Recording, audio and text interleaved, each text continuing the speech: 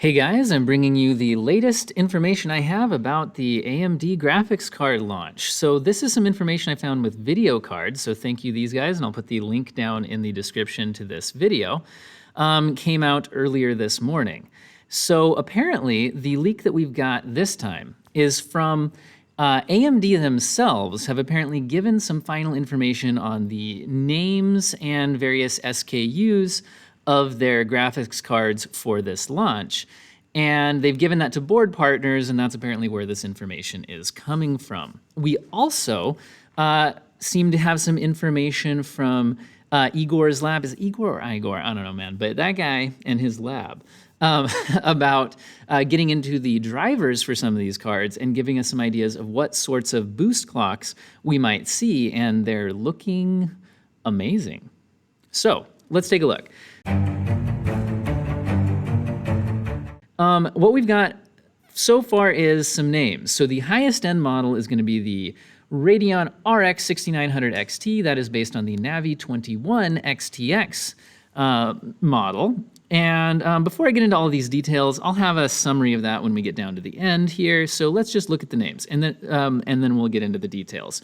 So the cut down from there is the 6800, and there's going to be two 6800s. We've got a 6800 XT and a 6800, an RX 6800, and those are based on Navi 21 as well. We've got the Navi 21 XT and the XL, and I believe these are cut down versions of this top end Navi 21. Once we drop down to the 6700 series, we're now into the Navi 22 territory, and this will have two cards, the 6700 XT and the 6700. They're also giving us some information that these are going to come sometime in January, whereas the other ones are looking to be released sooner. And by unveiling, we're seeing the unveiling happen on the 28th, but not the release of the actual cards to purchase on the 28th. And again, these 6700 models look like they're coming later, but not too much later, so in like January-ish. Okay, so let's get into what are the actual speeds. So if we compare these to each other, what do we see?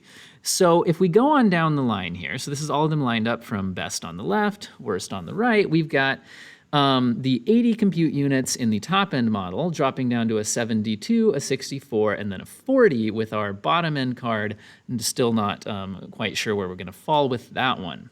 Now, if we look at game clocks, again, we got 2040 at the top end, boosting up to 2330.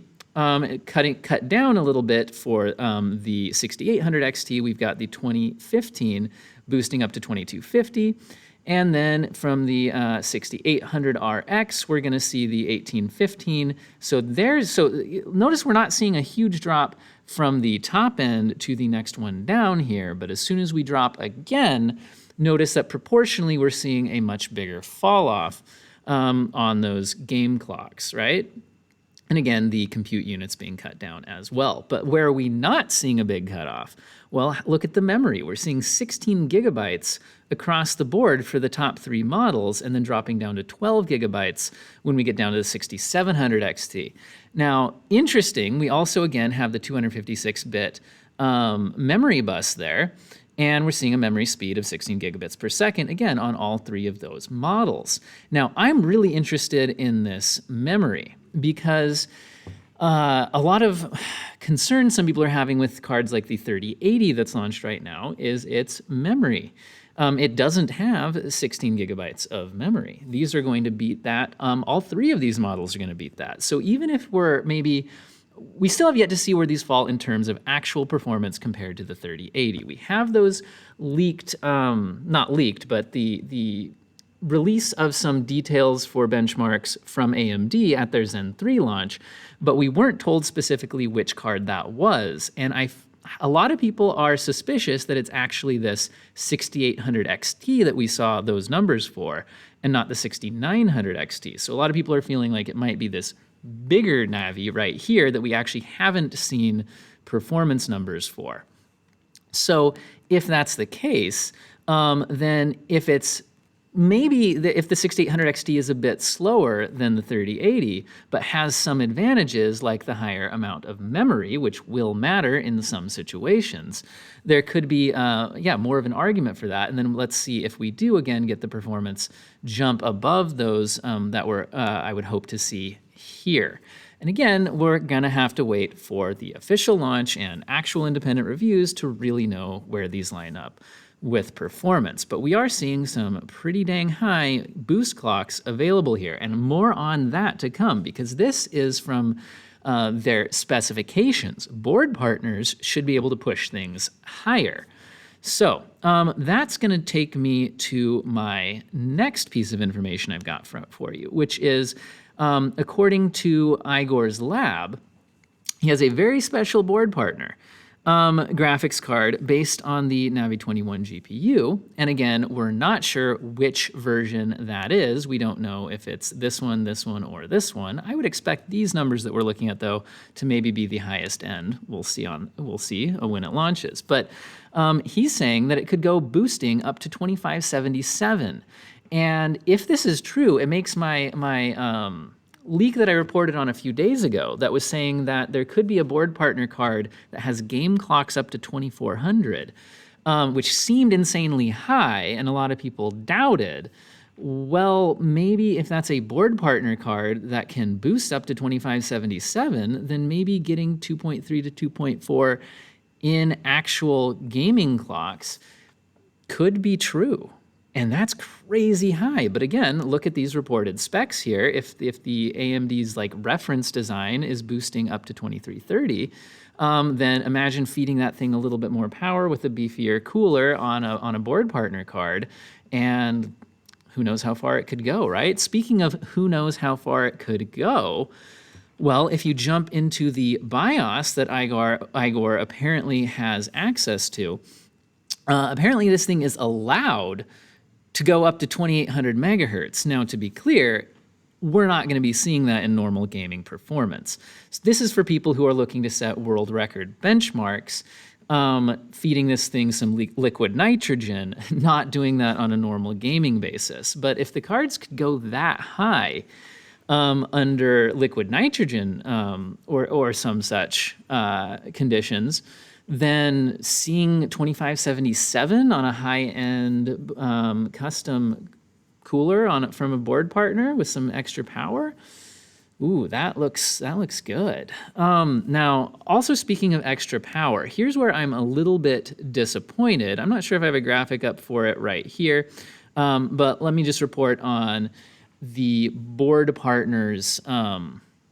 The board power draw, that's what I'm getting at. So a while back, I saw, again, that we might get a TGP, total graphics power, at 255 watts. But it's looking like AMD, their TGP isn't the same thing as the total board power, which we now have information showing that the total board power might be closer to 320 watts on the top two cards. I believe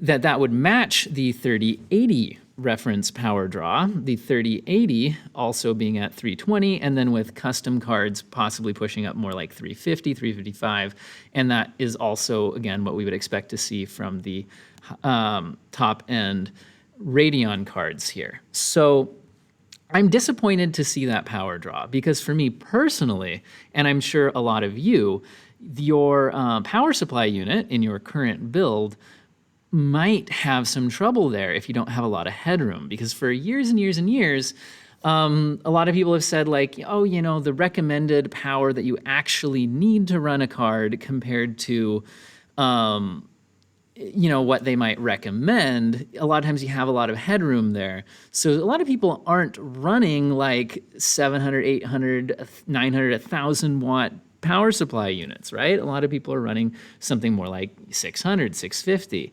I think mine's 650. So I'm a little bit worried about these 320 watt power draws, again, where a custom card could be going up into the 350, 355. I'm a little bit worried about being able to just pop that into my system and have it work correctly. So again, that was my biggest disappointment with the information I've seen coming out lately, is with that power draw. I was hoping that their 7 nanometer process could have them matching NVIDIA performance with a lower power draw, but it's looking like maybe they'll be needing higher power. But that also makes me hopeful that if they're matching NVIDIA's power requirements here, is it possible that they really are going to be beating NVIDIA here, given that they're on that 7 nanometer process? All right, you've heard this information from me. I've got the links down there in the description. And please consider liking and subscribing to this channel to get the latest in tech information and content. I'm just starting out this channel, so liking and subscribing will help it become more visible on YouTube. Thank you very much, and look forward to seeing what you guys think about this in the comments. You gonna buy one of these? You waiting to see what NVIDIA does? Where are we at with that? Hope you have an excellent day.